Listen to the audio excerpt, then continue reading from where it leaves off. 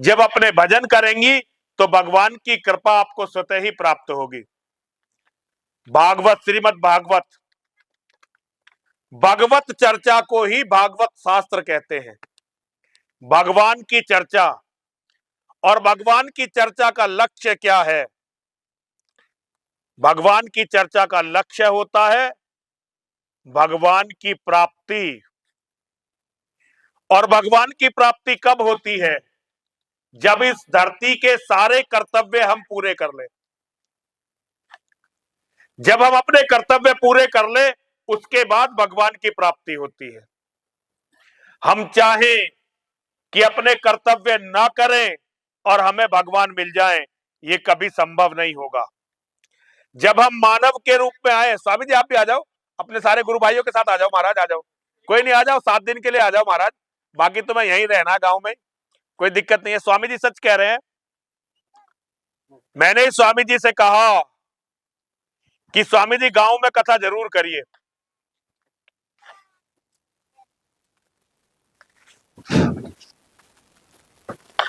मैंने ही स्वामी जी से कहा और स्वामी जी ने हमारे अनुरोध को स्वीकार किया और बाल योगी जी ने उन्हें साहस दिया। आज इस गांव में हम सब मिलकर भगवत चर्चा कर रहे हैं।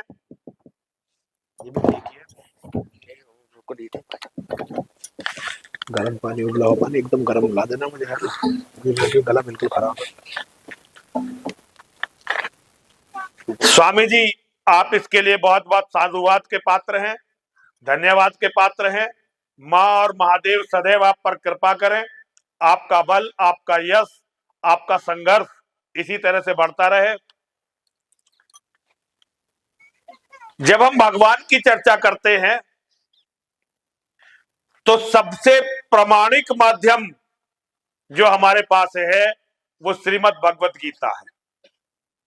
सबसे प्रामाणिक। दुनिया में केवल एक पुस्तक ऐसी है जो स्वयं परमात्मा ने अपनी वाणी से हमें दी है। दुनिया में और कोई पुस्तक ऐसी नहीं है जो परमात्मा ने साक्षात जन्म लेकर मानव को दी हो। पूरी दुनिया में श्रीमद् भगवत गीता ही एकमात्र ऐसी पुस्तक है। और जो गीता का लक्ष्य है, यत्र योगेश्वरः कृष्णो यत्र पार्थो धनुर्धरा तत्र शरीर विजयो भूतिर्ध्रुवा नीतिर्मतिर्मम। जहां योगेश्वर श्री कृष्ण हैं और जहां उनके परम धनुर्धर, परम वीर शिष्य अर्जुन हैं, वही ऐश्वर्य रहता है, वही नीति रहती है, वही सद्बुद्धि रहती है, वही विजय रहती है और वही समस्त विभूतियां रहती हैं। अब ये गीता का अंतिम श्लोक है।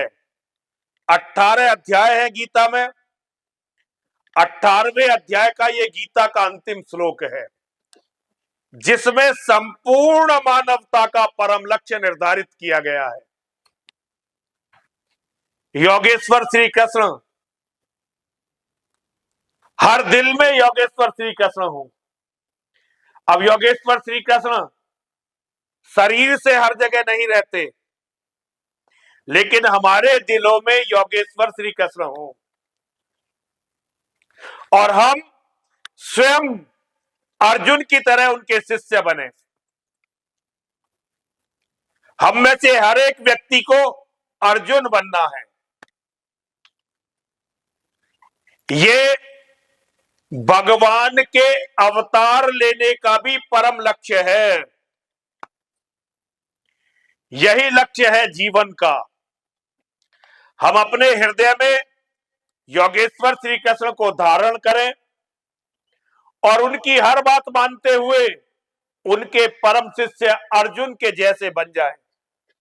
अगर हम ऐसे बन जाएंगे तो हमें भगवत कृपा से यश प्राप्त होगा, विजय प्राप्त होगी, ऐश्वर्य प्राप्त होगा और सारी विभूतियां हमें प्राप्त होंगी। आसान सा काम है, बस योगेश्वर की बात माननी है और अर्जुन बनना है। हमारी एक सबसे बड़ी विडंबना, हम योगेश्वर को तो मानते हैं, हम मर्यादा पुरुषोत्तम भगवान श्री राम को तो मानते हैं, हम बाबा परशुराम जी को तो मानते हैं, लेकिन उनकी बात कोई नहीं मानते। हम भगवान को मानते हैं, लेकिन भगवान की बात को नहीं मानते। अगर हम भगवान की बात को मानने लगे और भगवान की बात को मानते हुए भगवान जो हमसे चाहते हैं वो करने लगे, तो हमारे जीवन में ना कोई दुख होगा, ना कोई दर्द होगा, और ना ही कभी हमारी पराजय होगी। हमें अपने जीवन में भरपूर प्रेम मिलेगा, हमें अपने जीवन में भगवान की कृपा मिलेगी, हमें सद्बुद्धि मिलेगी, हमारी जय होगी, हमारे घर धन धान्य से परिपूर्ण होंगे, हमारी संतानें हमारी आज्ञाकारी होंगी, हमारे भाई हमारे प्रेमी होंगे, हमारी बात सुनने वाले होंगे, और परिवार बहुत ही सुदृढ़ होगा। महाभारत का एक श्लोक है, तर्को अप्रतिष्ठा श्रुतियो विभिन्ना नासौ मुनिर्यस्य मतम न भिन्नम धर्मस्य तत्वम निहितम गुहायाम महाजनो येन गते से पंथा। जब धर्म की चर्चा होती है तो हम बहस करके, एक दूसरे से तर्क करके कुछ भी सिद्ध नहीं कर सकते। तर्को अप्रतिष्ठा, तर्क के द्वारा बहस करके धर्म को सिद्ध नहीं किया जा सकता। और जितनी भी हमारी पुस्तकें हैं, स्मृति विभिन्ना, जितने भी हमारे ग्रंथ हैं, उनमें कुछ ना कुछ भिन्नता जरूर होती है। नासौ मुनिर्यस्य मतम न भिन्नम, ऐसे कोई दो ऋषि, ऐसे कोई दो मुनि, ऐसे दो कोई महात्मा, ऐसे दो कोई ज्ञानी नहीं होते जिनके मत में कुछ ना कुछ भिन्नता ना हो। हमारी बाल योगी ज्ञाननाथ जी में बड़ी आस्था है, हम इन्हें अपना भाई अपना मित्र मानते हैं, गुरुवत मानते हैं, बहुत सम्मान करते हैं।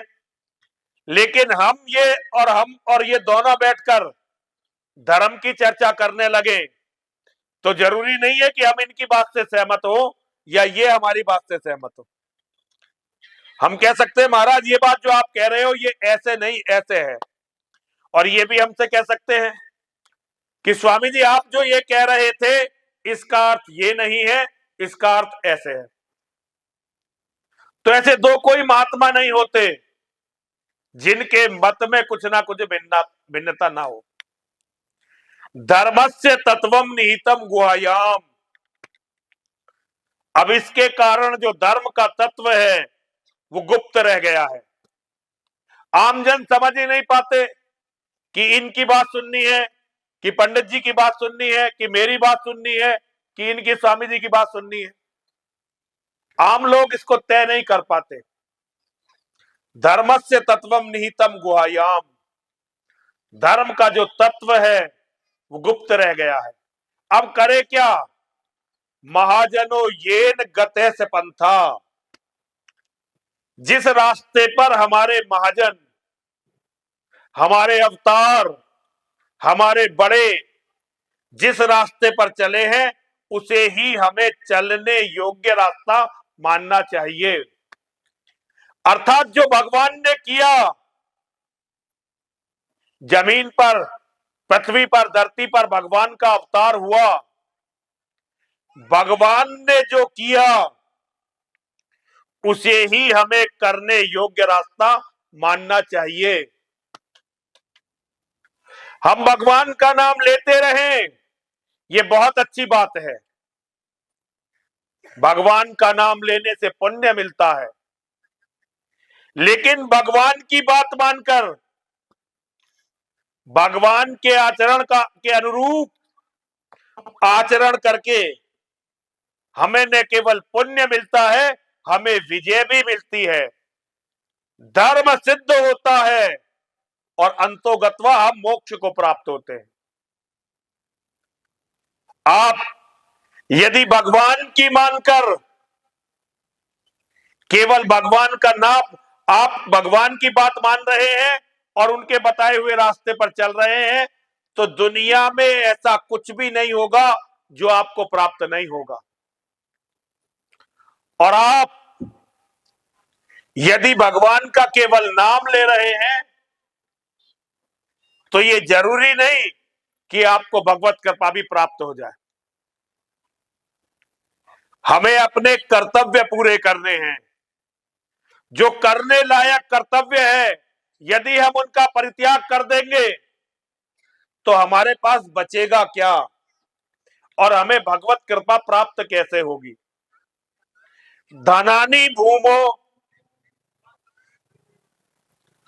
धनानि भूमो पशवस्य गोष्ठे नारी ग्रह द्वारे जना शमशाने देहश्चितायाम परलोक मार्गे धर्मानुगो गच्छति जीव एकः।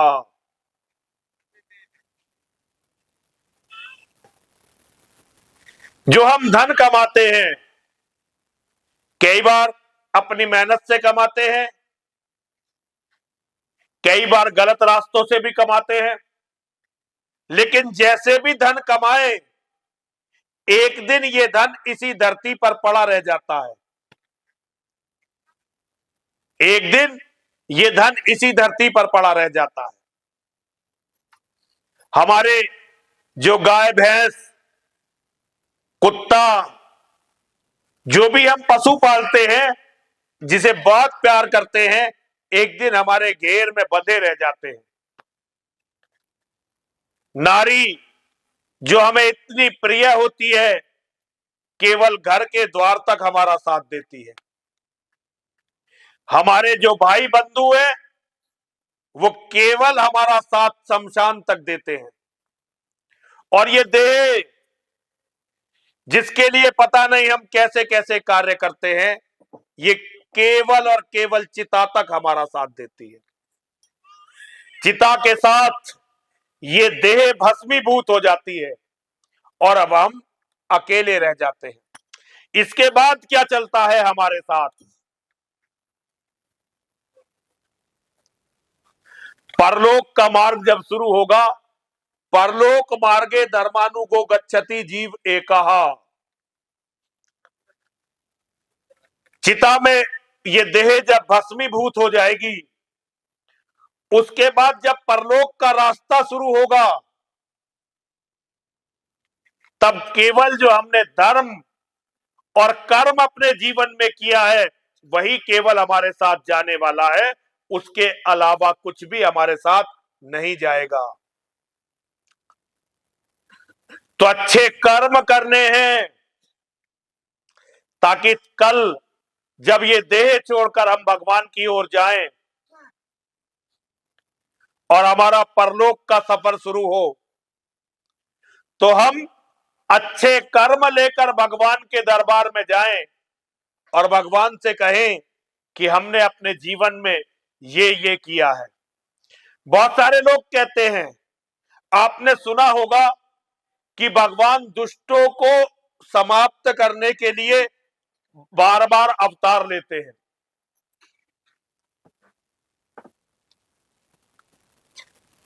ये अर्ध सत्य है, ये पूरा सत्य नहीं है। इसे ठीक से समझा नहीं गया। भगवान को किसी को भी मारने के लिए स्वयं पृथ्वी पर आने की आवश्यकता नहीं है।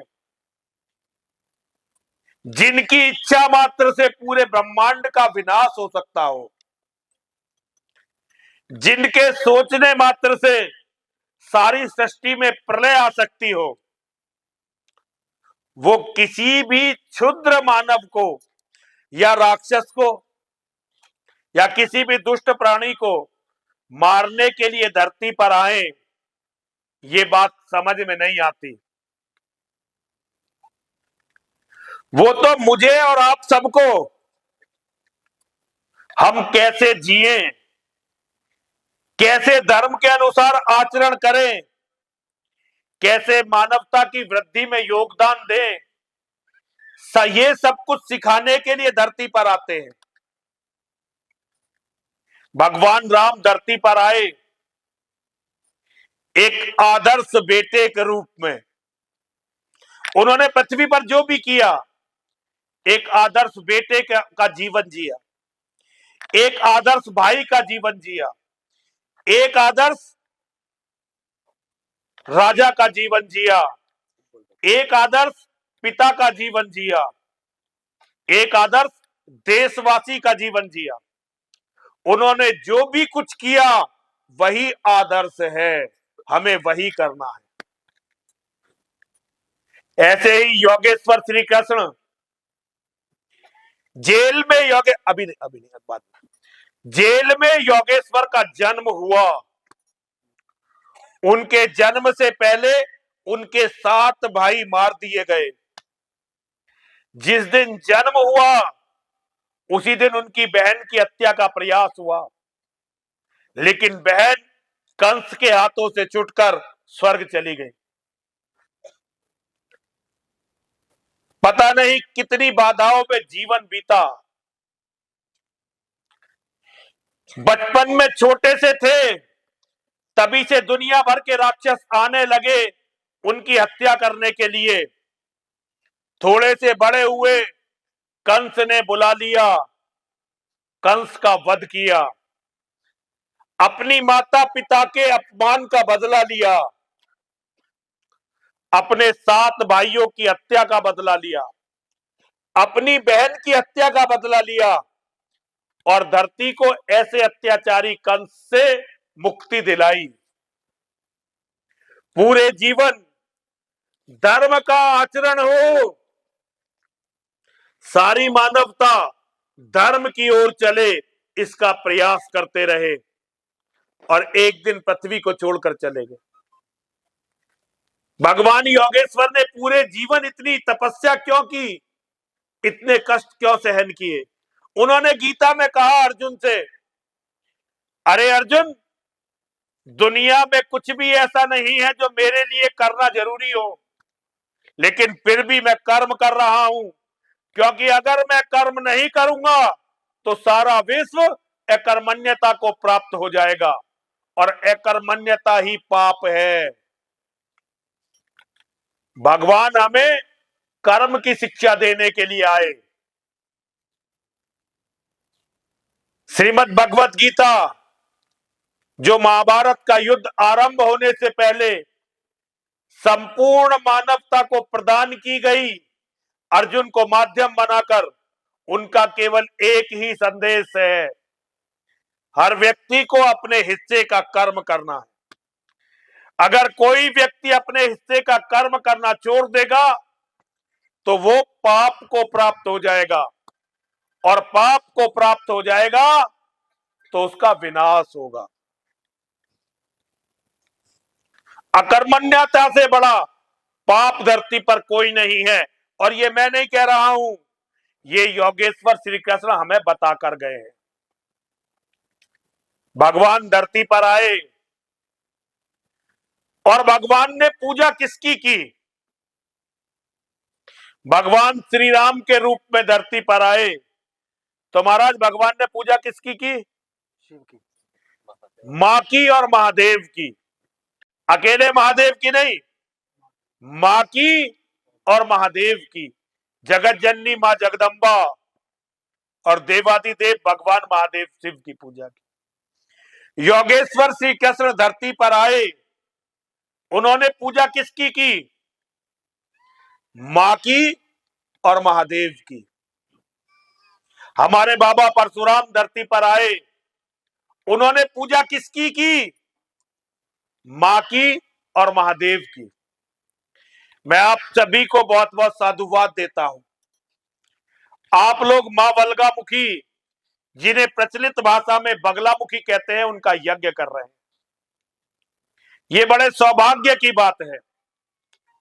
भगवान परशुराम मानव जीवन में ऐसे पहले व्यक्ति थे जिन्होंने धरती पर मां बगलामुखी की पूजा की थी। इससे पहले मां बगलामुखी की पूजा केवल ब्रह्मा जी ने और भगवान विष्णु जी ने की थी। मानव के रूप में पहले व्यक्ति जिन्होंने मां बगलामुखी की पूजा की वो हमारे भगवान परशुराम जी थे। भगवान महादेव के और मां बगलामुखी के अखंड भक्त श्री हरि विष्णु के अवतार परशुराम जी, उन्होंने जो किया वही सर्वोच्च कार्य हमारा धर्म है। आप लोग जो यज्ञ में भाग ले रहे हैं, आप सभी लोग बहुत बहुत साधुवाद के पात्र हैं। आप सभी लोग बहुत बहुत धन्यवाद के पात्र हैं।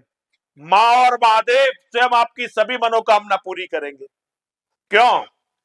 क्योंकि उन्होंने आदेश दिया है यज्ञ करने का।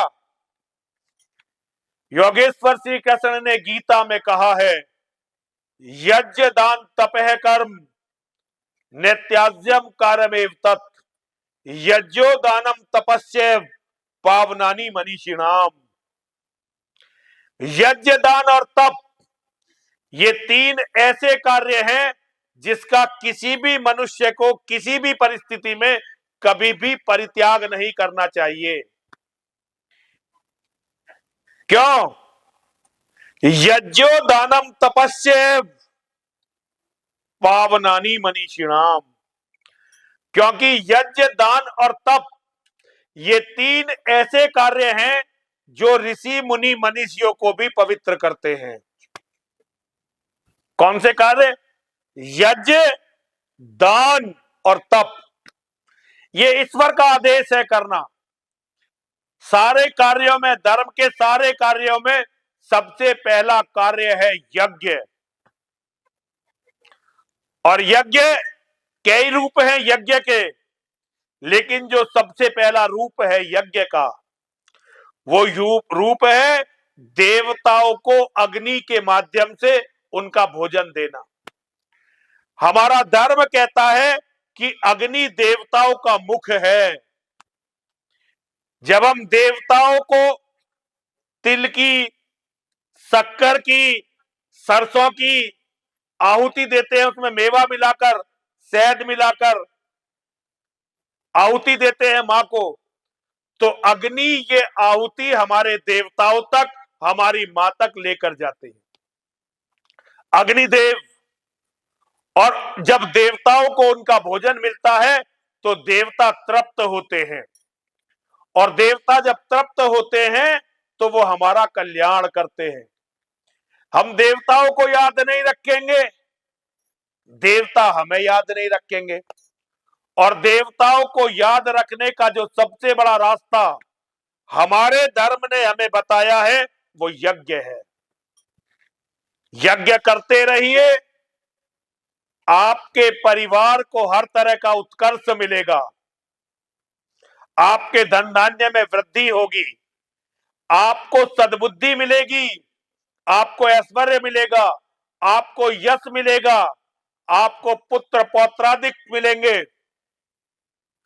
और यज्ञ करते करते आप मोक्ष और स्वर्ग प्राप्त कर सकते हैं।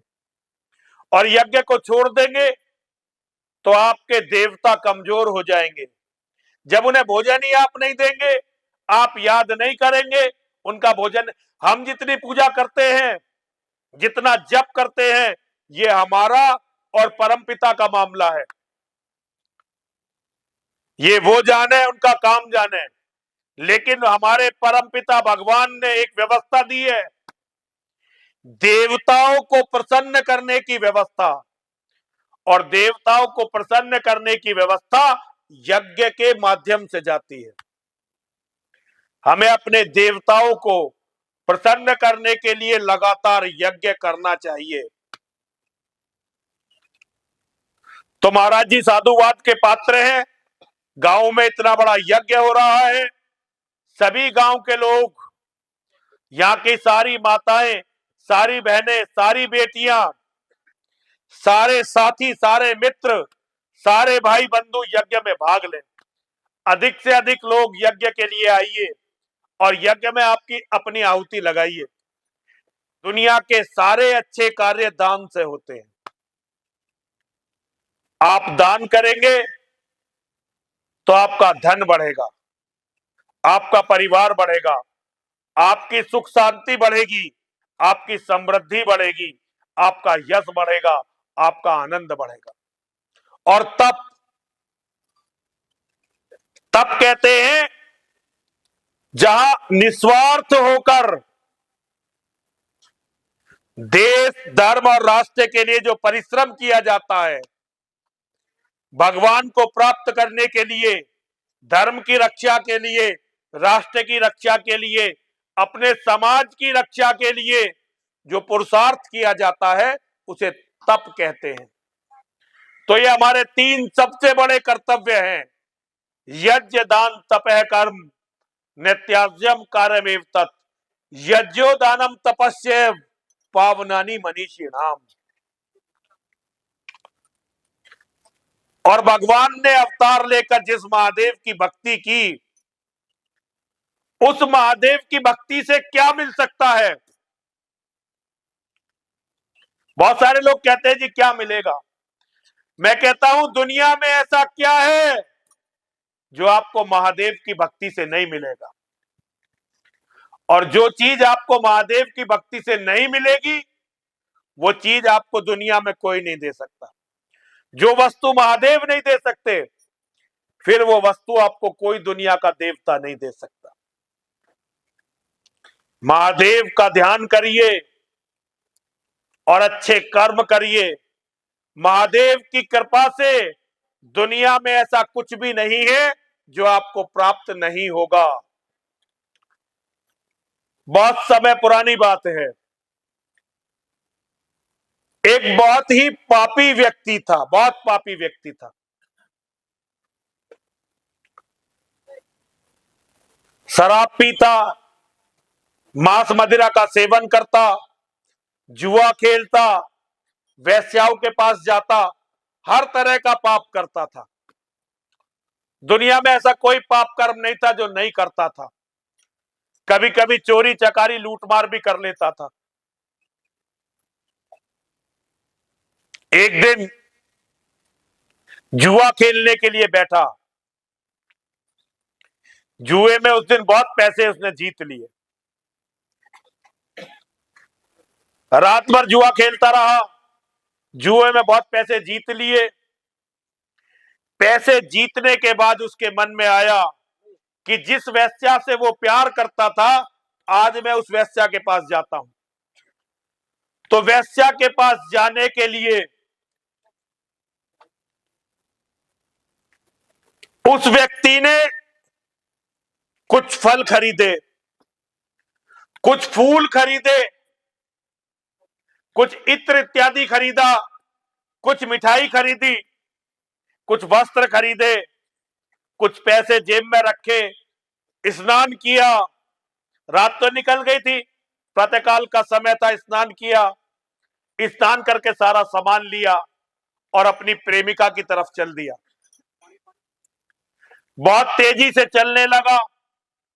चलते चलते एक जगह ठोकर लगी, ठोकर लगी और गिर गया। गिर गया तो सिर पत्थर पर लगा, पत्थर पर सिर लगा, सिर से बहुत सारा खून बहा। वो व्यक्ति अचेत हो गया। थोड़ी देर तक ऐसे ही पड़ा रहा, अचेत पड़ा रहा। अचेत पड़े पड़े थोड़ी देर बाद उसे होश आया। होश आया, उसने उठने का प्रयास किया लेकिन उठ नहीं सका। थोड़ी देर तक कोशिश करता रहा, नहीं उठ पाया।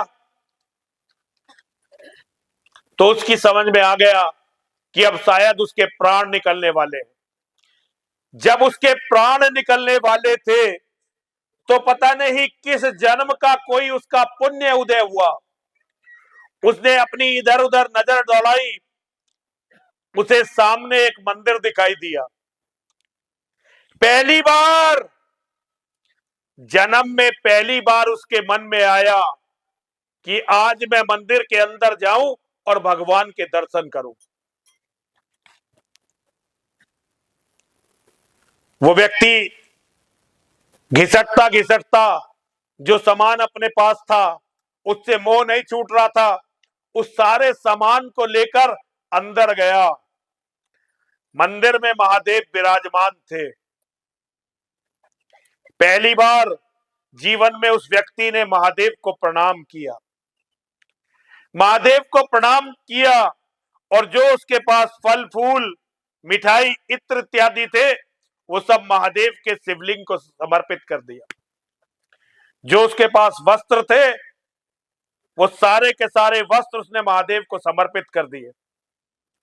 महादेव को समर्पित करने के बाद वो महादेव के समक्ष जैसे ही दंडवत हुआ उसी क्षण उसके प्राण निकल गए। यमदेव उसे, यम के दूत उसे लेकर चले गए। अब यम के दूत लेकर तो चले गए, अब यम के सामने उसे प्रस्तुत किया गया। यमराज ने चित्रगुप्त को आदेश दिया कि हे चित्रगुप्त, जरा इसके पाप और पुण्य का हिसाब करके हमें बताओ कि इसने कितने पाप किए हैं और कितने पुण्य किए हैं।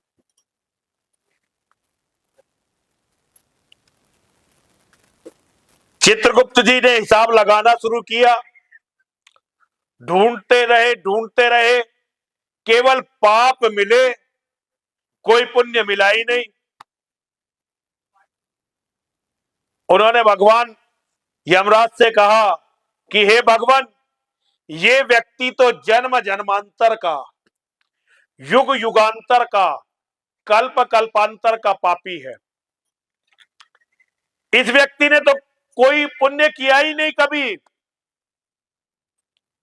इसे तो हमेशा हमेशा के लिए नरक में भेज देना चाहिए। यमराज बोले, क्या वास्तव में इसने कोई भी पुण्य नहीं किया? चित्रगुप्त बोले, किया है, एक पुण्य किया है। अपनी मृत्यु से पहले इसने संपूर्ण मन के साथ महादेव की पूजा की है। यमराज ने हिसाब लगाया। यमराज बोले, तुम्हें कई कल्पों के लिए नरक भेजा जाएगा और तुमने जो अंतिम समय में महादेव की उपासना की है उसके लिए तुम्हें 2.5 घड़ी का स्वर्ग का राजा बनाया जाएगा। देखिए, केवल एक बार महादेव की पूजा पूरे जीवन में, कई जन्मों में केवल एक बार महादेव की पूजा,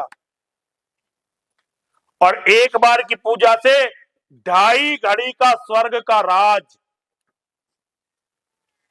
हम लोग स्वर्ग जाने के लिए तरसते हैं, उसे स्वर्ग का राज मिल रहा है, बेशक 2.5 घड़ी के लिए, लेकिन मिल तो स्वर्ग का राज मिल रहा है ना। महादेव की पूजा करने वालों को सद्बुद्धि मिलती है। जो लोग मां की और महादेव की पूजा करते हैं उन्हें सद्बुद्धि मिलती है। देवी भागवत में मेरी मां ने कहा है, जिस पर मैं प्रसन्न होती हूं उसे सद्बुद्धि देती हूं। इसका अर्थ है, जिससे मां नाराज होती है उसकी बुद्धि को हर लेती है, और जिसकी बुद्धि को हर लेती है उसका विनाश हो जाता है। विनाश काले विपरीत बुद्धि। जब नाश मनुज पर छाता है पहले विवेक मर जाता है। जब हमारा विनाश आना होता है सबसे पहले हमारी बुद्धि खराब होती है। हमारी माताएं बहनें तो अच्छी तरह से जानती होंगी, जब इन पे चिड़चिड़ाहट आने लगती है तो समझो कुछ ना कुछ बुरा होने वाला है। जब ये प्रसन्न होती हैं तो पूरा घर प्रसन्न रहता है, और जब ये चिड़चिड़ाने लगती हैं तो भगवान महादेव और मां कुछ ना कुछ अनिष्ट लाने लगते हैं। आपके हंसने से, आपके मुस्कुराने से, आपके प्रसन्न रहने से सौभाग्य उदय होता है, और जब बुद्धि पर क्रोध आने लगता है, इसलिए तो कहता हूं गीता पढ़ो, गीता पढ़ो, गीता पढ़ो। गीता पढ़ोगे तो क्रोध आना बहुत कम हो जाएगा। हमारे लोगों को गीता पढ़ने नहीं दी गई। अगर आप गीता पढ़ते तो कभी भी पाप की ओर नहीं जाते, आपके पुण्य उदय होने लगते, लेकिन हमारे लोग गीता पढ़ते नहीं। हाँ, तो हम लोग चर्चा कर रहे थे कि भगवान की कृपा से उसे सद्बुद्धि मिल गई। वो व्यक्ति हाथ जोड़कर खड़ा हो गया यमराज के सामने, बोला, देव मुझे एक बात बताओ, आप मुझे कई युगों के लिए, कई कल्पों के लिए नरक भेज रहे हैं और 2.5 घड़ी का राज भी दे रहे हैं। आप ये बताइए कि क्या आप ऐसा कर सकते हैं कि पहले मुझे 2.5 घड़ी स्वर्ग का राज दे दें, बाद में मैं अपना नरक भुगतता रहूं? यमराज हंसने लगे। थोड़ा उन्हें लगा कि भाई इतना बड़ा पापी है, पहले राजा बनकर भोगना चाहता है। उन्होंने कहा चलो ठीक है, पहले तुम्हें 2.5 घड़ी के लिए स्वर्ग का राजा बनाएंगे, उसके बाद नरक में भेज देंगे। यमराज जी ने, धर्मराज जी ने स्वर्ग के राजा इंद्र को संदेशा भेजा कि 2.5 घड़ी के लिए अपना सिंहासन खाली कर दो, हमें 2.5 घड़ी के लिए एक व्यक्ति को स्वर्ग का राजा बनाना है। इंद्र ने धर्मराज की आज्ञा को मानते हुए अपना आसन खाली कर दिया 2.5 घड़ी के लिए। अब उस व्यक्ति को स्वर्ग लाया गया, राजा बनाया गया। जब वो व्यक्ति राजा बना तो सारे देवता मंगलाचरण करने लगे, सभी देवता स्तुति करने लगे। सामने नारद जी खड़े हुए थे। नारद जी हंसने लगे। नारद जी को हंसी आ गई। अब वो व्यक्ति कहने लगा, नारद जी तुम ये बताओ हंसे क्यों? नारद जी बोले, अरे मूर्ख, 2.5 घड़ी है बस तेरे पास, उसमें से भी थोड़ा समय निकल गया। अब जो बचा कुचा समय है इसमें अपना राजभोग, मुझसे बहस करके तुझे क्या मिलेगा? उस व्यक्ति ने राजा, स्वर्ग का राजा होने के बाद भी नारद जी के पैर पकड़ लिए। संतों के चरणों में स्वर्ग से भी पवित्र स्थान होता है। जो वास्तव में संत है, मुझ जैसे लोग नहीं, बाली योगी जी जैसे लोग, इनके चरणों में स्वर्ग से भी बड़ा स्थान है। स्वर्ग के राजा ने भी जब संत के चरण पकड़े तो उसके कल्याण का रास्ता खुला। नारद जी ने कहा, अरे मूर्ख, मैं इसलिए हंस रहा हूं कि तूने न जाने कितने कर्मों में, कितने जन्मों में केवल एक अच्छा कर्म किया। अगर तू अपने, और उसके बाद तुझे 2.5 घड़ी के लिए स्वर्ग का राजा मिला, राज मिल गया, और ये सब लोग देख तेरा मंगलाचरण, तेरी स्तुति गा रहे हैं। अगर तू अपने हर जन्म में अच्छे ही कर्म करता तो तुझे क्या नहीं मिल जाता। उस व्यक्ति की बुद्धि एकदम जागृत हो गई। उसने देवताओं से कहा कि पृथ्वी पर बड़ा कष्ट है, पृथ्वी पर बड़े बड़े तपस्वी, बड़े बड़े योग्य ब्राह्मण हैं, बड़े बड़े तपस्वी हैं, लेकिन वो धनाभाव के कारण, साधनों के अभाव के कारण अपनी तपस्या ठीक से नहीं कर पाते, समाज सेवा का काम ठीक से नहीं कर पाते। जाओ, पृथ्वी से सभी तपस्वियों को और योग्य ब्राह्मणों को यहां लेकर आओ, मैं उन्हें दान देना चाहता हूं ताकि वो अपने जन कल्याण के कार्य सुगमता से कर सके। जब धन साधन होंगे तो एक तपस्वी अपना कार्य अच्छी तरह से कर सकेगा और एक धर्म का प्रचारक आसानी से कार्य कर सकेगा। साधन नहीं होंगे तो बड़ा कष्ट होगा। देवताओं ने अपने राजा के आदेश का पालन किया और सारे तपस्वियों को, सारे योग्य ब्राह्मणों को स्वर्ग में ले आए। देवताओं के राजा ने सबसे पहले महर्षि वशिष्ठ को, ब्रह्म ऋषि वशिष्ठ जी को कामधेनु दान में दी। उसके बाद स्वर्ग की जितनी भी विभूतियां थी, ऐरावत भी दान दे दिया, नंदन वन भी दान दे दिया, उच्च स्त्रवा भी दान दे दिया, जितने भी धन धान्य थे सब दान कर दिए। 2.5 घड़ी तक वो व्यक्ति केवल दान करता रहा। जैसे ही 2.5 घड़ी पूरी हुई, इंद्र वापस आ गए। इंद्र ने देखा सारे देवता खड़े हैं, सारे रतन जड़ित सिंहासन है ही नहीं, कामधेनु नहीं, ऐरावत नहीं, नंदन वन नहीं, स्वर्ग में कुछ है ही नहीं, बस देवता खाली खड़े हुए हैं। उन्होंने देवताओं से पूछा, अरे ये स्वर्ग एकदम खाली कैसे हो गया? देवताओं ने कहा, महाराज ये जो धर्मराज ने व्यक्ति भेजा था, इसने सब कुछ दान कर दिया। इंद्र को बड़ा क्रोध आया, धर्मराज के पास पहुंचा, धर्मराज जी से कहा कि हे धर्मराज, आपने कैसा अनर्थ किया? ये कैसे मूर्ख को स्वर्ग में भेज दिया? इसने तो सारा स्वर्ग बर्बाद कर दिया, स्वर्ग में कुछ छोड़ा ही नहीं।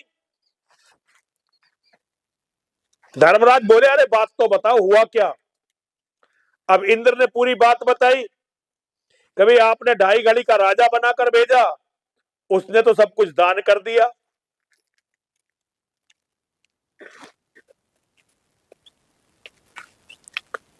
धर्मराज हंसने लगे।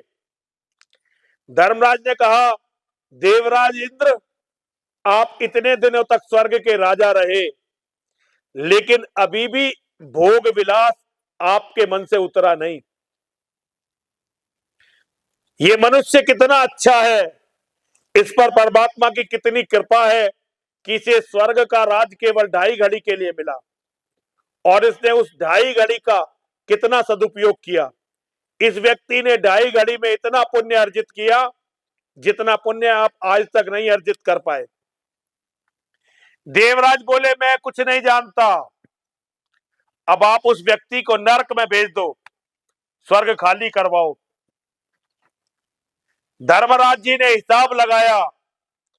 उन्होंने कहा, भाई 2.5 घड़ी में इसने इतने पुण्य अर्जित कर लिए हैं कि अब ये किसी भी जन्म में इसे कभी भी नरक नहीं भेजा जा सकता, अब ये कभी नरक जाएगा ही नहीं।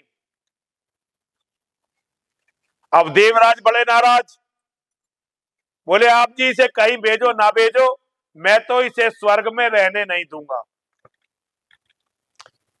नरक में जा नहीं सकता, स्वर्ग में देवराज रहने नहीं देंगे।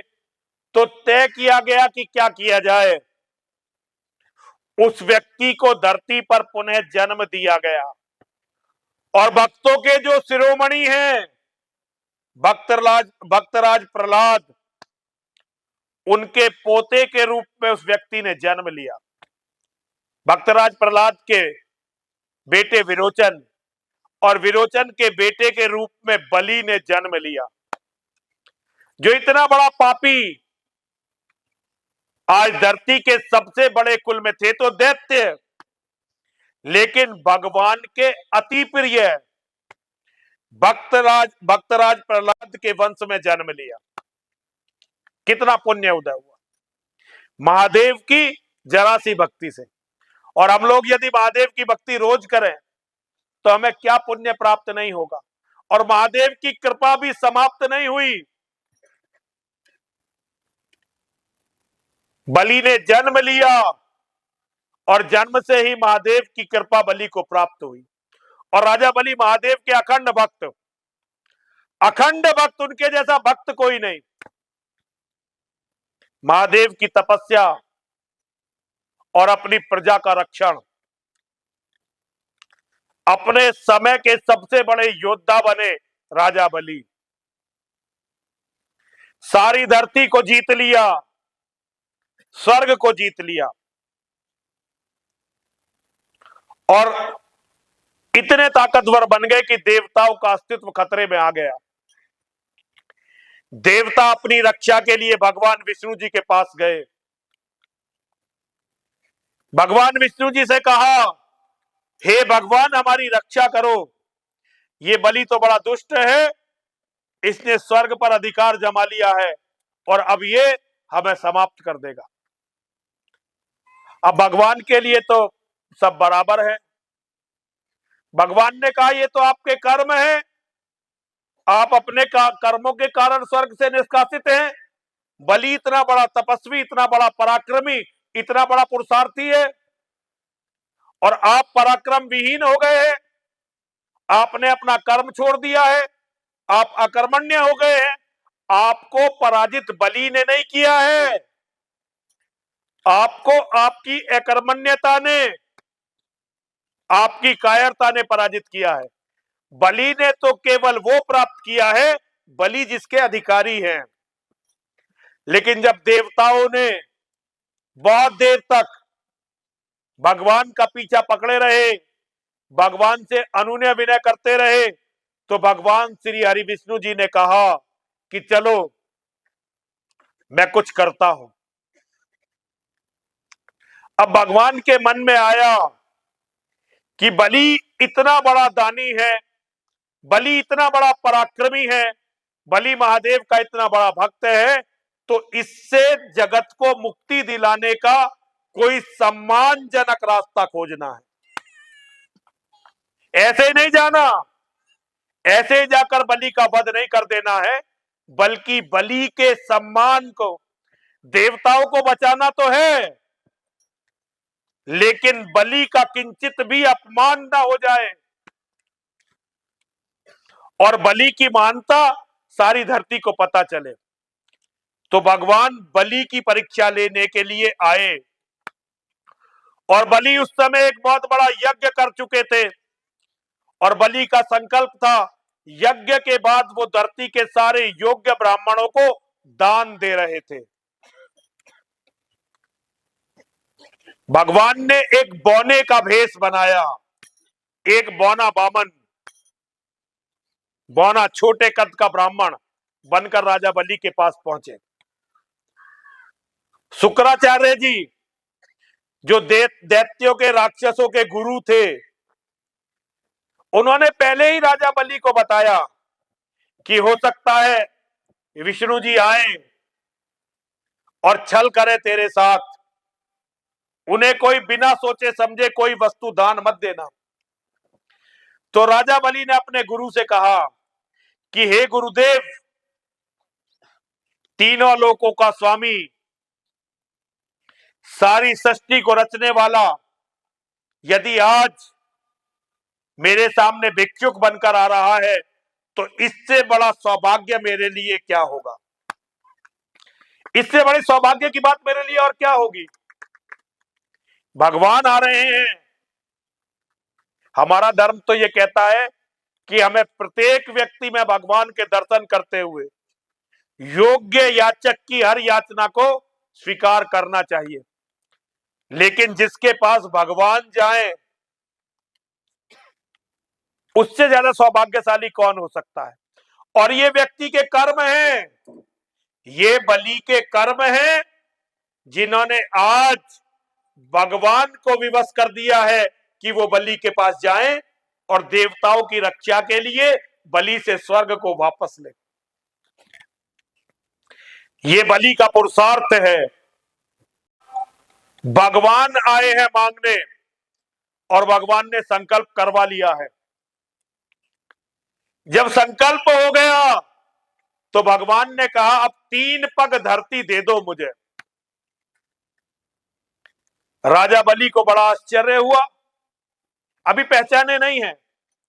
उन्होंने कहा 3 पग धरती, अरे ब्राह्मण देवता कुछ और मांग लो, 3 पग धरती से क्या होगा आपका, और आपके पग भी बहुत छोटे हैं। भगवान ने कहा ज्यादा की इच्छा नहीं है, मैं कोई लालची आदमी नहीं हूं, मुझे तो बस अपने लायक 3 पग धरती मिल जाए, मैं संतुष्ट हो जाऊंगा। आपने संकल्प पढ़ ही लिया है, अगर आप कहें तो मैं धरती नाप लूं 3 पग। राजा बलि बोले नाप लीजिए ब्राह्मण देवता, जहां चाहो वहां से नाप लो। पूरी धरती राजा बलि की, पूरा स्वर्ग राजा बलि का। अब 3 पग के लिए कौन मना करे, 3 पग नाप लो भैया, जहां से चाहो नाप लो। भगवान ने अपने शरीर को बढ़ाना शुरू किया, 1 पग में सारी धरती नाप दी। ये परीक्षा है बलि की। 1 पग में सारा स्वर्ग नाप दिया, 2 पग में सब कुछ नप गया, बलि के पास जितना भी था 2 पग में नप गया। अब भगवान बलि से बोले, हे बलि, 3 पग का संकल्प लिया है तूने, 2 पग तो हो गए, तीसरा पग बता कहां देगा? अगर तूने तीसरा पग नहीं दिया तो तेरा संकल्प झूठा हो जाएगा, और तेरा संकल्प झूठा हो गया तो तुझे अपयश मिलेगा। पहले लोग अपयश को बहुत बुरा मानते थे, आज तो लोग सामने सामने बुरा काम करते हैं, लेकिन पहले लोग अपयश को बहुत बुरा मानते थे, अपयश से चिंतित होते थे। भगवान ने बलि से कहा, बलि, अगर तूने अपना संकल्प पूरा नहीं किया तो तुझे बहुत अपयश लगेगा, और मैं तुझे श्राप दूंगा कि फिर तुझे कभी स्वर्ग प्राप्त नहीं होगा।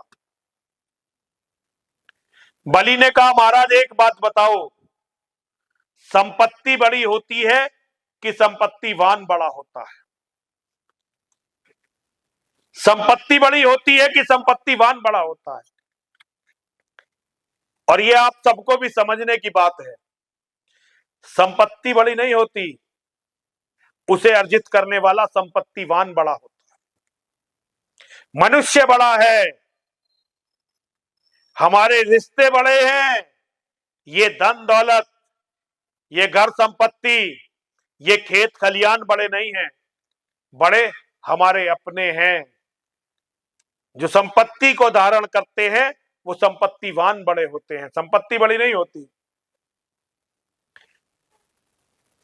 जब भगवान ने ये निर्णय दे दिया कि संपत्ति बड़ी नहीं होती, संपत्तिवान बड़ा होता है, तो बलि ने भगवान से कहा, हे भगवान, आपके 2 कदमों ने मेरी सारी संपत्ति को नाप दिया, अर्थात आपके 2 कदम मेरी संपत्ति के बराबर हुए, और मैं इस सारी संपत्ति से बड़ा हूं, तो कम से कम आपका 1 कदम से तो बड़ा हुई। अब अपना तीसरा पग यहां रखिए, मेरे सिर पर अपना तीसरा पग रखिए, आज से मैं आपका हुआ। भगवान एकदम प्रसन्न हो गए, एकदम खुश हो गए भगवान बलि से, अपने असली रूप में आ गए। भगवान बोले, अरे राजा बलि, तेरी मां धन्य है, तेरे पिता धन्य है, वो वंश धन्य है जिसमें तेरा जन्म हुआ, तू धन्य है। अब बता मैं तुझे क्या वरदान दूं? राजा बलि हंसने लगे, अरे अभी तो मुझसे मांग रहे थे, अब कह रहे हो क्या बन रहा, क्या वरदान दूं? मेरा सब कुछ ले लिया, अब क्या देने की बात रह गई? अब कुछ नहीं चाहिए। भगवान बोले, ऐसा नहीं है बलि, तूने आज सब कुछ हारकर मुझको जीत लिया, और जब तूने मुझको जीत लिया तो अब तू बता मैं तेरे लिए क्या करूं? मैं बहुत प्रसन्न हूं तुझसे, अब ये बता कि मैं तेरे लिए क्या करूं? राजा बलि हंसने लगे। राजा बलि ने कहा कि महाराज मुझे तो बस आप चाहिए, अब और कुछ नहीं चाहिए, बस आप चाहिए। अब तो भैया जब भी मेरी आंख खुले, जब भी मैं कहीं देखूं, मेरे सामने बस आप ही होने चाहिए, आपके सिवा कुछ नहीं होता। अब भगवान राजा बलि से बड़े प्रसन्न, धरती ले ली, स्वर्ग ले लिया, अब राजा बलि को पाताल का राजा बनाया, पाताल देश दिया, और सबसे बड़ा महल दिया, ऐसा महल दिया जिसके 52 दरवाजे थे। अब राजा बलि पता नहीं कब किस दरवाजे की ओर देखेंगे, किस दरवाजे से बाहर निकलेंगे।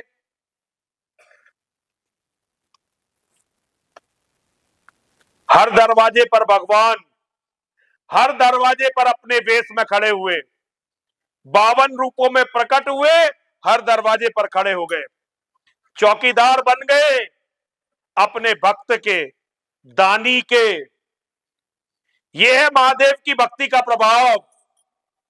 महादेव की भक्ति भगवान को भी चौकीदार बनने पर विवश कर देती है। भगवान सद्बुद्धि देते हैं, देने वाले भी वही हैं और लेने वाले भी वही हैं। सब कुछ उन्हीं का है, बस उनकी कृपा मिलनी चाहिए। उनकी कृपा सदकर्मों से मिलती है। हम उनकी आराधना करें, उनकी पूजा करें और अपने पुरुषार्थ में कोई कसर न छोड़ दें। आज राजा बलि पर भगवान महादेव की कृपा, महादेव की कृपा और भगवान विष्णु बनकर खड़े हैं चौकीदार। बहुत समय निकल गया, पूरी धरती का कार्य अस्त व्यस्त हो गया। देवताओं को अपना स्वर्ग तो मिल गया, लेकिन अब स्वर्ग का संचालन कैसे हो? भगवान तो सारी दुनिया को छोड़कर बलि के दास बनकर बैठ गए, उसके चौकीदार, उसके पहरेदार बनकर बैठ गए। ये महाराज दान की महिमा है। जो जितना दान देता है उसे भगवान उतना ही देते हैं। अब सब इकट्ठे होकर माता लक्ष्मी के पास गए। हे मां, भगवान को बुलाइए। अब मां ने गाली और देना शुरू करा। तुमसे अपना कुछ नहीं हुआ, तुम्हारे चक्कर में मेरा पति और चला गया। हाँ, देवताओं की कमजोरी से गए ना। ना देवता राजा बलि से हारते, न स्वर्ग को छोड़कर भागते, न भगवान को भिखारी बन के जाना पड़ता और न भगवान राजा बलि के दास बनते। अगर भगवान के भक्त अपना पुरुषार्थ, स्वामी जी, भगवान के भक्त यदि अपना पुरुषार्थ, अपना पराक्रम, अपना पौरुष, अपनी वीरता, अपना साहस, अपना धैर्य खो देते हैं और पराजित हो जाते हैं, तो उनके भगवान की भी दुर्गति हो जाती है। स्वामी जी सही कह रहा हूं, गलत कह रहा हूं? बालयोगी जी मैं सही कह रहा हूं, गलत कह रहा हूं? अगर भगवान के भक्त अपना पराक्रम, अपना पुरुषार्थ, अपना पौरुष, अपनी वीरता, अपना साहस, अपना उत्साह खो देते हैं और पराजित हो जाते हैं, तो उनके भगवान की भी दुर्गति हो जाती है। आज भगवान विष्णु केवल देवताओं के दुष्कर्म के कारण, देवताओं की अकर्मण्यता के कारण, देवताओं के पाप के कारण एक साधारण व्यक्ति के दास बन गए। क्योंकि वो व्यक्ति परम पुरुषार्थी है, परम पराक्रमी है, परम पौरुषवान है, महादानी है, महावीर है और भगवान को जानने वाला है, महादेव का भक्त है। आज भगवान विष्णु उसके दास बनकर बैठे हैं। अब मां ने देवताओं को डांट दिया, लेकिन देवताओं के पास कोई रास्ता तो है नहीं। मां की स्तुति करने लगे, मां की अनुनय विनय करने लगे। अब मां तो मां होती है, मां तो मां होती है। बेटे कितने नालायक हो, बेटे कितने दुष्ट हो, मां तो बेटों की बात मान ही जाती है। मां लक्ष्मी जी बात मान गई और बात मानने के बाद राखी लेकर, रक्षाबंधन ऐसे ही शुरू हुआ है, रक्षा सूत्र लेकर राजा बलि के पास गई और राजा बलि से कहा कि मैं आपके लिए रक्षा सूत्र लाई हूं, आप भाई हैं मेरे, आप मुझे बहन के रूप में स्वीकार करिए।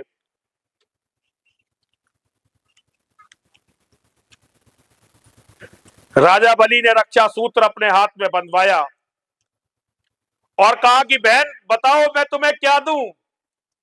तुम मेरी बहन हो, मैं तुम्हें दक्षिणा देना चाहता हूं, बताओ तुम्हें क्या दूं? माता बोली, अगर कुछ देना ही चाहते हो तो तुमने मेरे पति को जो यहां कैद कर रखा है, इन्हें मुक्त कर दो। राजा बलि बोले, माता मैंने इन्हें कैद नहीं कर रखा है। भगवान भी बोले, ये मैं कैद में नहीं हूं, मैं तो भक्त के पास में हूं। मां बोली, कोई बात नहीं भाई, मेरे कहने से तुम इन्हें छोड़ दो ताकि सृष्टि अपना काम ठीक से करने लगे। अपनी बहन के आदेश पर राजा बलि ने भगवान को मुक्त कर दिया। अब आप जाइए, अपने हिसाब से सृष्टि का संचालन करिए। तभी मां ने और भगवान ने राजा बलि को अमरता का वरदान दिया। राजा बलि चिरंजीवी हैं, हमारे जो सप्त चिरंजीवी हैं उनमें से एक है राजा बलि। तो एक महादेव की कृपा और बलि चिरंजीवी हो गए। अब काल भी उनका कोई नहीं बिगाड़ सकता, कुछ नहीं बिगाड़ सकता। तो मैं आप सभी से कहना चाहता हूं, मां और महादेव की शरण में रहिए, मां और महादेव के भक्त बनिए, लेकिन पौरुष और पराक्रम को मत छोड़िए। मां और महादेव के भक्त जब पौरुष और पराक्रम को छोड़ देते हैं तो मां और महादेव की मूर्तियां भी तोड़ दी जाती हैं। जैसे सोमनाथ का मंदिर टूटा, काशी विश्वनाथ का आप सुन रहे हैं वो टूटा, भगवान राम की जन्मभूमि टूटी, भगवान कृष्ण की जन्मभूमि टूटी। कब टूटी? जब भगवान के भक्त अकर्मण्य हो गए, कायर हो गए, उन्होंने अपना पौरुष, अपना पुरुषार्थ, अपना पराक्रम खो दिया। भगवान को सदैव मन में रखिए, भगवान की पूजा करिए, आराधना करिए, यथोचित उन्हें समर्पित करिए, लेकिन अपना पौरुष हमेशा जागृत रखिए। आइए, कथा चलती रहेगी। मैं अपनी माताओं से, बहनों से, बेटियों से अनुरोध करना चाहता हूं कि कोई अच्छे से 2 या 3 भजन करें, फिर महाराज जी का प्रवचन है, उसके बाद थोड़ी सी कथा और, फिर उसके बाद आरती हो। जब भी आपका सर झुके मां के और महादेव के सामने, भगवान श्री कृष्ण के सामने, भगवान राम के सामने, तो सबसे पहले तो कहिए कि हमें आप अपनी अखंड भक्ति दें। और भक्ति के बाद जो दूसरी चीज मांगनी है वो सद्बुद्धि मांगिए। पहली भक्ति, धर्म में हमारी आस्था, हमारे भगवान में हमारी आस्था दृढ़ हो। अगर वक्त आए तो हम अपने धर्म के लिए, अपने भगवान के लिए अपने प्राण भी दे सके, ऐसी आस्था हमारी अपने भगवान में, अपने धर्म में हो। दूसरी बात, सद्बुद्धि।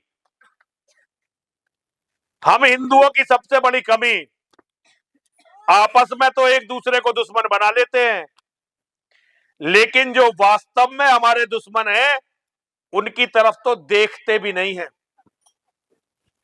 दुनिया में ऐसे भी लोग हैं जो वास्तव में आपके दुश्मन हैं, हम उनसे नहीं लड़ते, आपस में लड़ लेते हैं।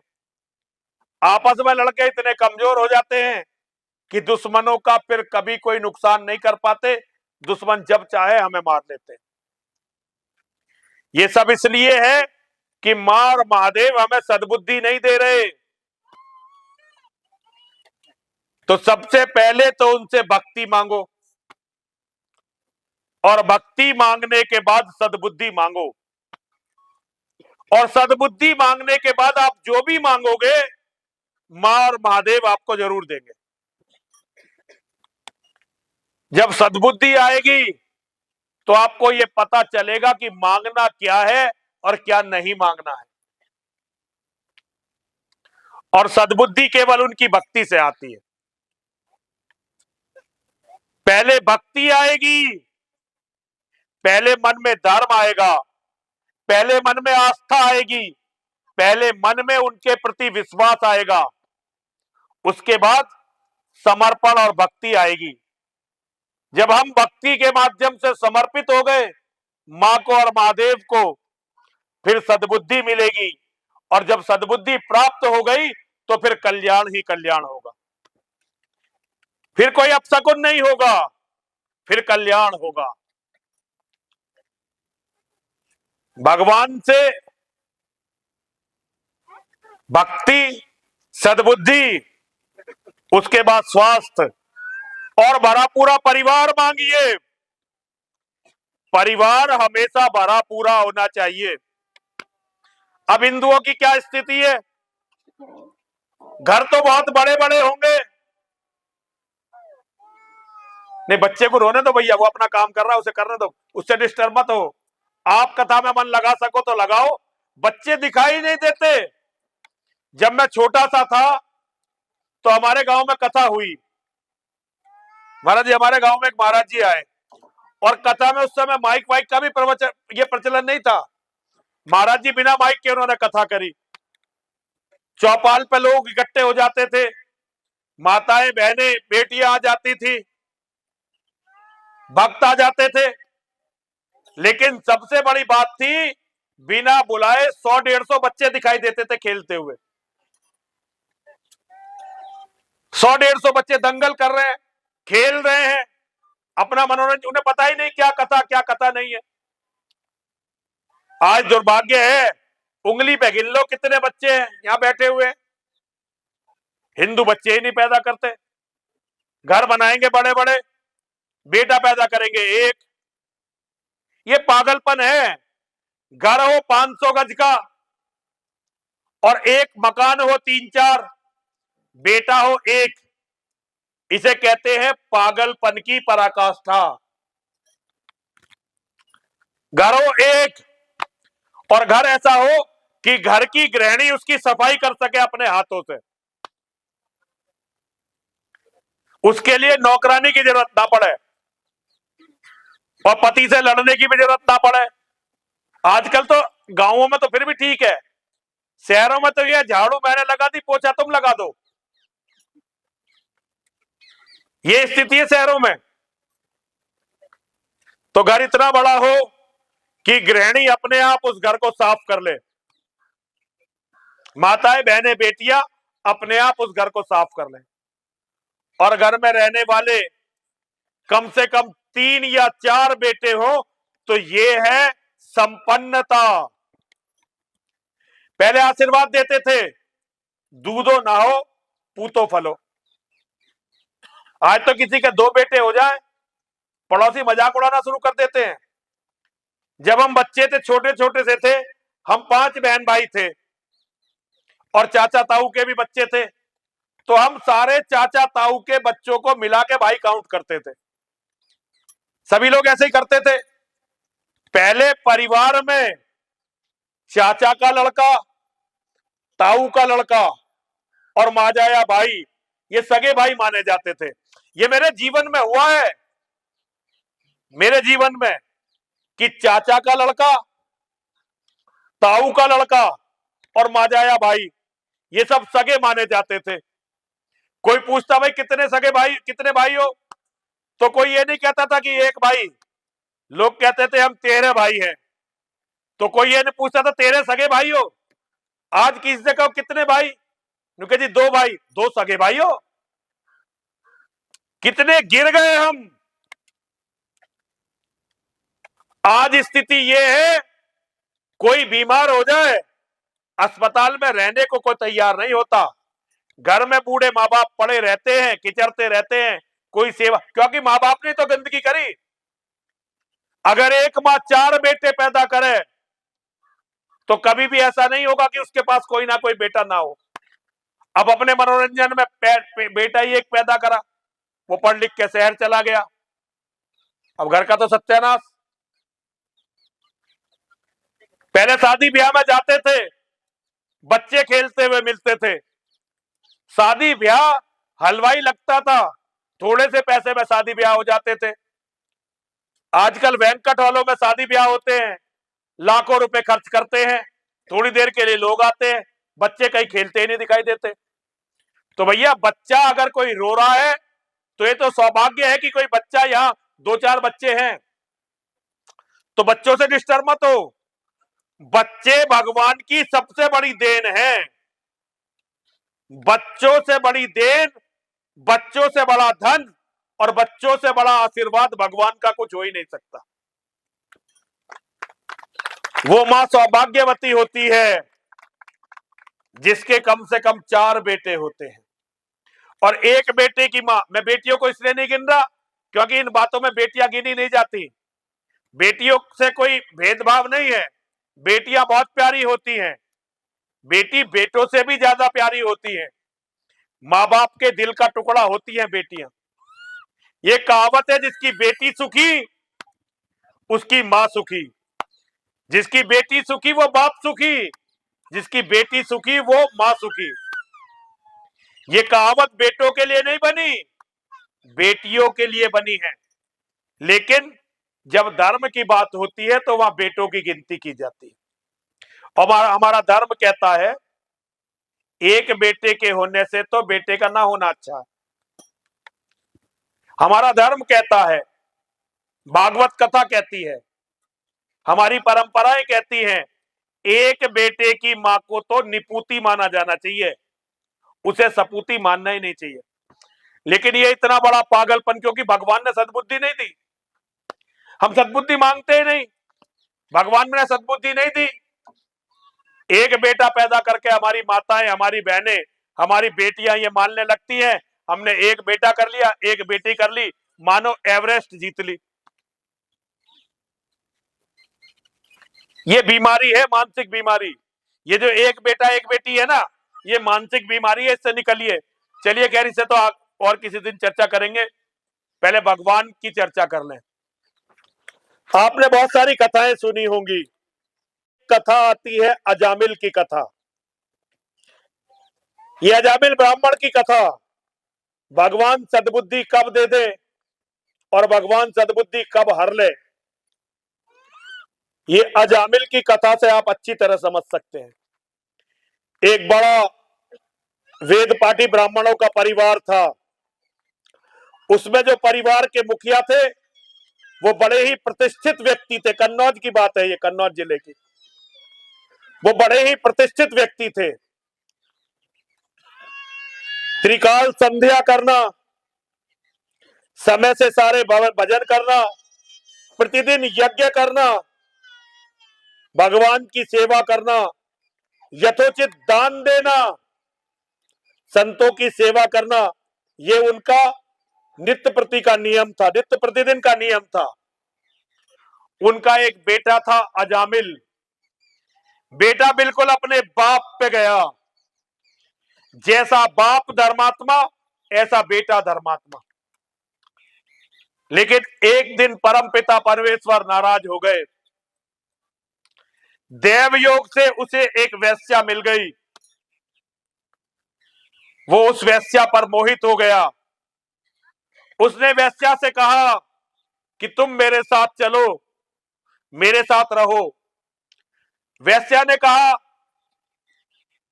मैं तो उसके साथ रहूंगी जो मुझे प्रतिदिन पैसे देगा, जो धन देगा।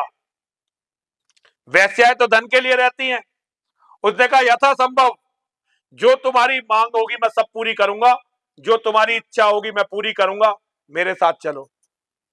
अपने घर गया, पिता से कहा मैंने इस स्त्री से गंधर्व विवाह कर लिया है। पिता क्योंकि बहुत ही धर्मनिष्ठ थे, उन्होंने उस महिला को देखा और समझ गए कि मेरे पुत्र का कोई पूर्व जन्म का पाप जागृत हुआ है, जो मेरे पुत्र का मोह इस महिला के साथ जुड़ गया। वो ये समझ गए कि अब मेरे पुत्र के दिन बुरे आने वाले हैं। उन्होंने अपने पुत्र को समझाने का प्रयास किया, अरे अजामिल,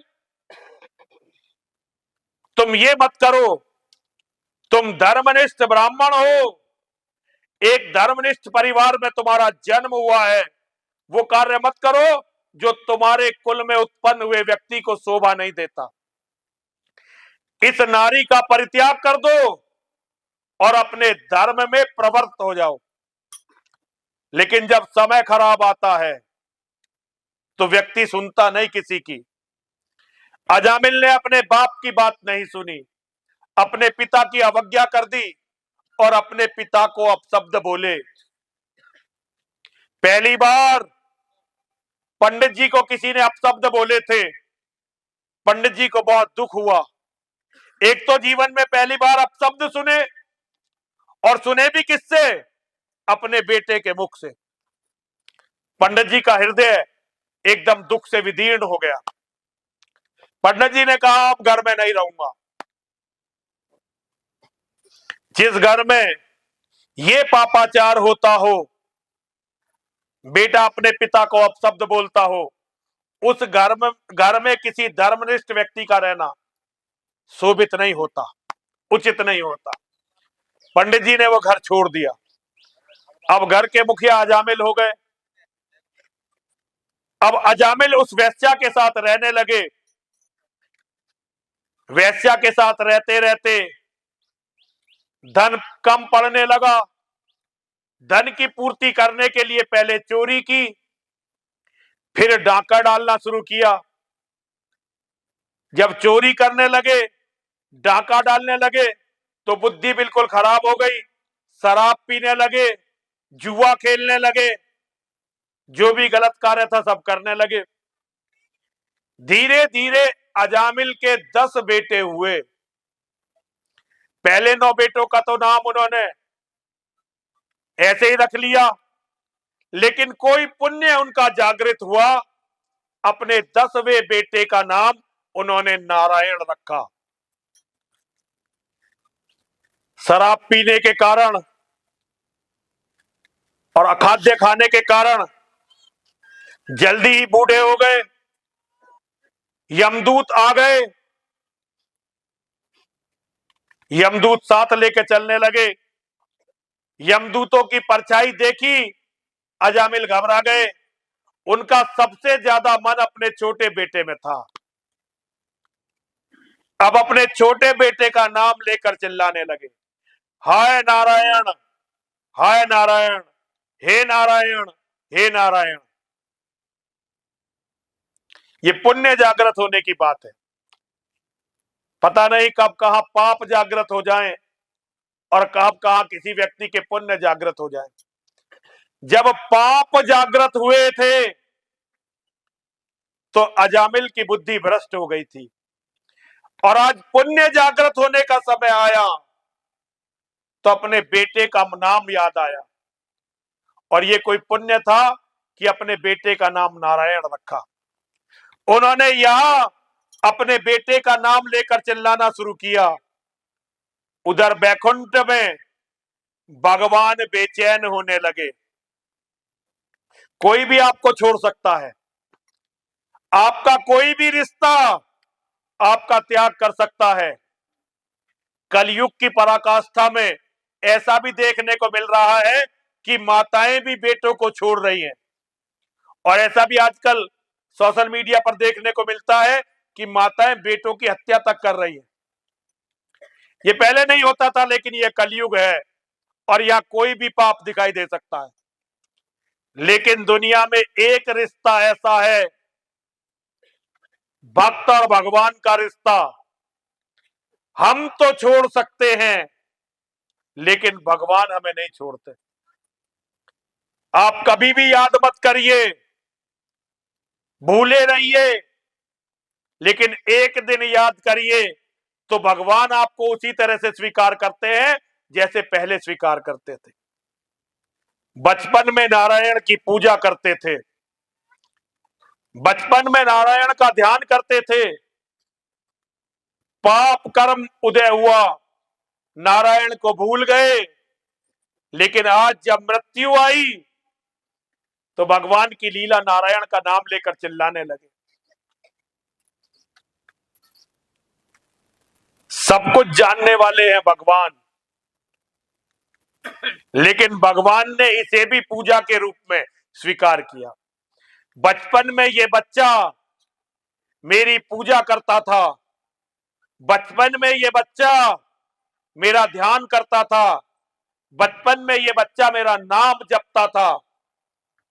आज ये मुझे पुकार रहा है, ये मेरा भक्त, ये मेरा बच्चा कष्ट में। उनके तो सभी बच्चे हैं, चाहे कोई कितना ही बूढ़ा हो जाए, उनके तो सभी बच्चे हैं।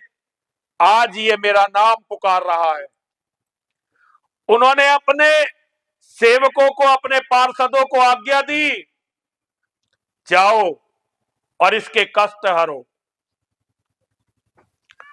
भगवान के पार्षद वहां आए, यम के दूत प्राण निकाल रहे थे, लेकिन भगवान के दूतों ने कहा कि ये विष्णु जी की आज्ञा है, ये श्री हरि विष्णु की आज्ञा है, ये भगवान की आज्ञा है, आप इनके प्राण नहीं हर सकते, हमें इनकी रक्षा करनी है। अब यमदूत क्या कहते? यमदूत चले गए, यमराज के पास पहुंचे, सारी बात बताई, तो यमराज ने कहा कि जाओ 1 साल का समय दे दो इसे, अगर भगवान की इच्छा है तो हम में से कोई भी भगवान की इच्छा से बड़ा नहीं है, जाओ इसे और 1 साल का समय दे दो। 1 साल का समय अजामिल को और दे दिया गया, लेकिन अब अजामिल की बुद्धि जागृत हो गई और अजामिल ने केवल अपना सारा ध्यान भगवान के चरणों में लगा दिया और अपने जितने भी पाप थे उनके लिए सच्चे मन से पश्चाताप किया, भगवान से उन पापों की क्षमा मांगते रहे। 1 साल बाद फिर यम के दूत आए, लेकिन यम के दूतों के साथ साथ भगवान के दूत भी आए और भगवान के दूत अजामिल को यम दूतों से छुड़ाकर बैकुंठ धाम ले गए। चोर और डकैत को भी बैकुंठ धाम दिया, लेकिन भक्ति अखंड और अपने बुरों कर्मों के लिए जो पश्चाताप है वो दिल से होना चाहिए। भगवान नहीं छोड़ते, हम छोड़ देते हैं, हम भूल जाते हैं, लेकिन वो हम सबके पिता हैं, वो ना तो हमें छोड़ते हैं और ना ही कभी हमें भूलते हैं। आप उन्हें याद रखिए। ये जो इतनी अकाल मृत्यु, इतने एक्सीडेंट, इतने बीमारी, इन सब के फैलने का कारण यह है कि हमने अपने पिता, अपने भगवान को भुला दिया और केवल मैं ही मैं रह गया। केवल मैं जैसे बकरा करता है ना, मैं। अब जब हमने अपने आप को बकरा बना दिया तो हर जगह बलि अब हमारी चढ़नी है। भगवान के भक्त बनिए, वो आपकी रक्षा के लिए आ जाएंगे। और स्वार्थ जितना ज्यादा करते रहेंगे, जितना ज्यादा मैं मेरा, भगवान से उतना ही दूर जाते रहेंगे। भगवान की शरण में चलिए। आइए अब शास्त्री जी की बात सुनते हैं। शास्त्री जी की बात के बाद 1-2 भजन हमारी माताएं, हमारी बहनें, हमारी बेटियां या हमारा कोई भाई, हमारा कोई बच्चा करना चाहे वो करेंगे और उसके बाद आरती, और कल फिर पुनः मिलेंगे। अरे भजन हमारी एक ही बहन ने गा दिए। हमारी इतनी अच्छी बेटियां हैं, माताएं हैं, बहनें हैं। आप सभी से अनुरोध करना चाहता हूं, आप भी तैयार करके आइए, 5-6 भजन गाइए, सब एक भजन, और माता के और महादेव के भजन जरूर गाइए। तो सभी से मेरा अनुरोध है। और ये कथा नहीं है, एक तरह से धर्म की चर्चा है। हम और आप मिलकर, आचार्य जी के साथ मिलकर, महाराज जी के साथ मिलकर धर्म की चर्चा कर रहे हैं। आइए जरा 3 बार मेरे साथ बोलिए। माताएं, बहनें, बेटियां विशेष रूप से इस मंत्र को सुनेंगी। अर्थ इसका जैसे जैसे मेरी कथा चलती रहेगी आपको इसका अर्थ समझ में आता रहेगा।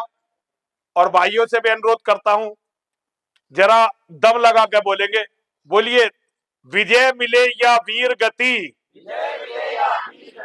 सब महादेव के नाम, जीते जी रण छोड़ के जाना, वीरों का नहीं काम, विजय मिले या वीर गति, सब महादेव के नाम, जीते जी रण छोड़ के जाना, वीरों का नहीं काम, विजय मिले या वीर गति, सब महादेव के नाम, जीते जी रण छोड़ के जाना, वीरों का नहीं काम।